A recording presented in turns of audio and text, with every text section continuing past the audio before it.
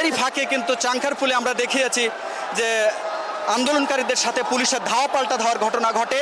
সেখানে sound grenade সহ police তাদেরকে ছত্রভঙ্গ করতে নানা ধরনের কৌশল অবলম্বন করে।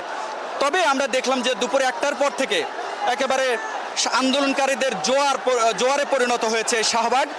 রাজধানী শাহবাগের আশপাশের যে ওভারব্রিজের ছাদ এবং এখানে একটি মনোগ্রাম রয়েছে, সেটির ছাদে এবং জাদুঘরের আশপাশে প্রত্যেকটি সড়কে কিন্তু মানুষের অবস্থান এবং এখানে সেনাবাহিনীর প্রচুর উপস্থিতি রয়েছে। পুলিশেরও উপস্থিতি শাহবাগ মোড়ের চারপাশে নেই, পুলিশ রয়েছে, তবে এই শাহবাগের থেকে বেশ খানিকটা দূরে 1 কিলোমিটার দূরে পুলিশের কাছাকাছি ভিড়তে দেওয়া হয়নি, কারণ আন্দোলনকারীদের পক্ষ থেকে বা পুলিশের সাথে এখানে যেন কোনো ধরনের অপ্রীতিকর ঘটনা না ঘটে, পুলিশ যেন আন্দোলনকারীদের উপরে আর কোনো চড়াও বা কোনো ধরনের তাদের সাথে সংঘর্ষে না জড়ায়, সে বিষয়টি নিশ্চিত করছে সেনাবাহিনী।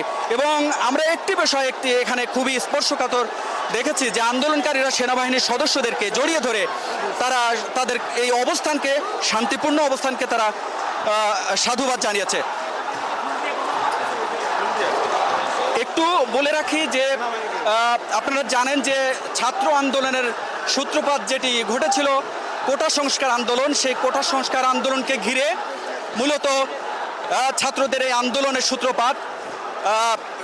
সরকারি চাকরিতে মুক্তিযোদ্ধা কোটা, নাতিপুতি কোটা বাতিলের দাবিতে তারা মূলত মেধার ভিত্তিতে নিয়োগের দাবিতে এই আন্দোলন শুরু করে। সেই আন্দোলন ডানা বাঁধতে বাঁধতে আপনারা জানেন দর্শক। তারপরেও একটু বলে রাখি যে বিভিন্ন পর্যায়ে বা ঘাত প্রতিঘাত উপেক্ষা করে আজকের এই আন্দোলন গণজমায়েতে পরিণত হয়েছে রাজধানী শাহবাগের এই উপস্থিতি জানান দিচ্ছে যে হয়তোবা আজকে তাদের যে দাবি, তারা বলছেন, এখানে উপস্থিত শিক্ষার্থীরা বলছেন তাদের দাবি আজকে পূরণ না করা পর্যন্ত তারা এখান থেকে আর রাজপথ ছাড়বেন না। তো এই যখন অবস্থা, তখন এই আশপাশের অবস্থাগুলো যদি একটু বলি যে এখানে কোটা সংস্কার আন্দোলনকারী